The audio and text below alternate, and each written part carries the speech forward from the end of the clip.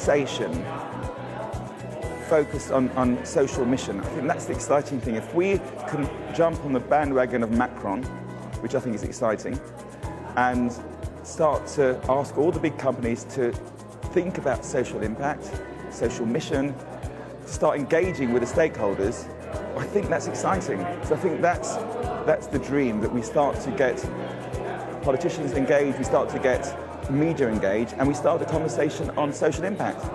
We're in Parliament. That's not an accident. That hasn't happened by coincidence. We're here because for too long there's been a business world and a political world, and they've seen things slightly differently. They've had different interests.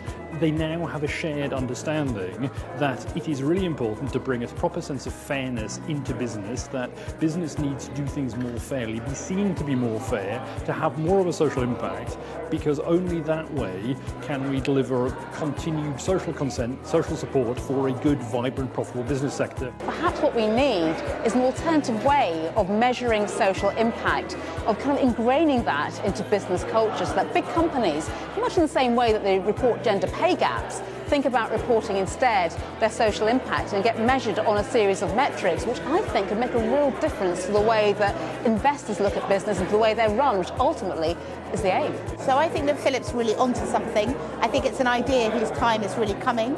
And I think what would be really important, what we ended up by saying, was that you could do this. You could set up a kind of matrix which looked at what businesses are doing in this area, maybe took in some of the new social mobility pledge, which is around apprentices and open recruitment and those kind of things. So you could take the social mobility pledge, you could look at what Philip's doing about no one earns more than 20 times anywhere else. So you could use those as the beginning bit, and then you could really start rating companies on how ethically they operate. When I worked for the CBI, one of my mantras was that nobody was in business. They were in transport, telecoms, pharmaceutical or whatever.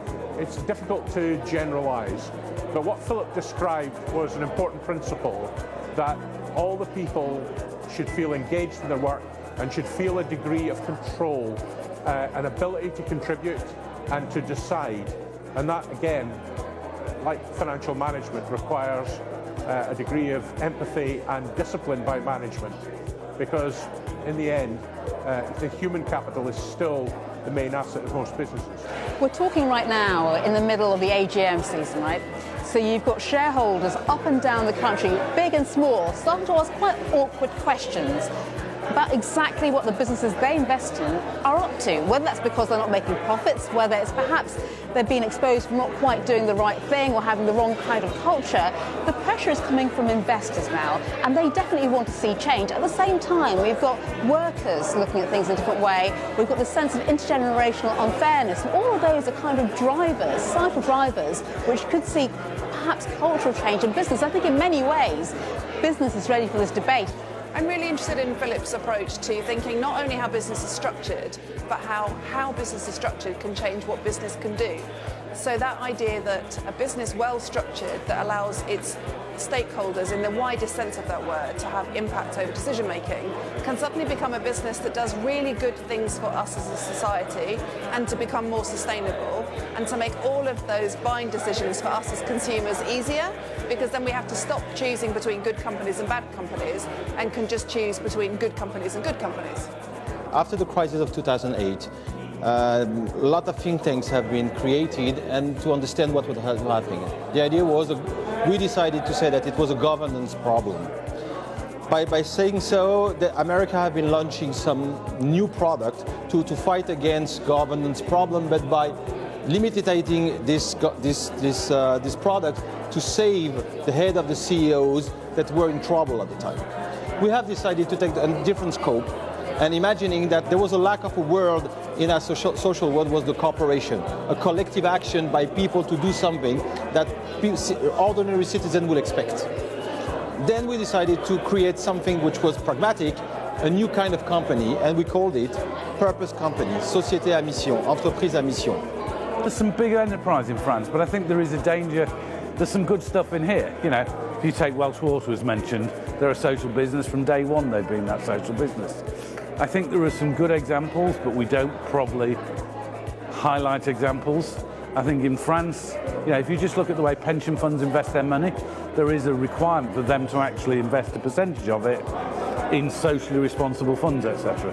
So, how do you drive change? You can drive change at all sorts of levels.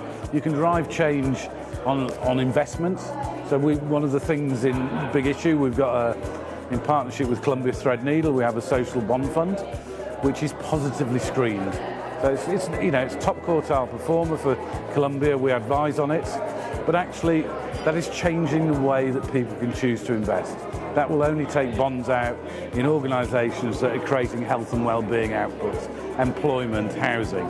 So actually we can change the way, but we need to turn the dial, not just at that level, but all the way up. For me, the real value of this project is having somebody who runs a company, big company, makes money, lots of money, really knows what he's talking about, has skin in the game, profits on the line, saying this is the way to do business and do business better. So that, having someone who runs a company of that scale and size, providing this example, that's really positive. And I think it's one of those things, you see somebody else doing it, you might think, oh yeah, I can do that too. So ultimately that is, I think more companies should be doing a Phillip Ullmann, as it were, coming out and saying, yes, we are about more than the bottom line, we are about social impact as well. And as you get role models, exemplars of those values, more people will start to do it. No, I think people are engaged. I think we got genuine questions, challenges. So, and I think it was an engaged debate. I think it's very, very happy with the event. It felt good. I think it ended too early. There's something called Glover's principle, which is that the impact is the sum total of every small action. It doesn't matter how small your action is, it will contribute to the overall impact. So even if all you can do is start small, start there.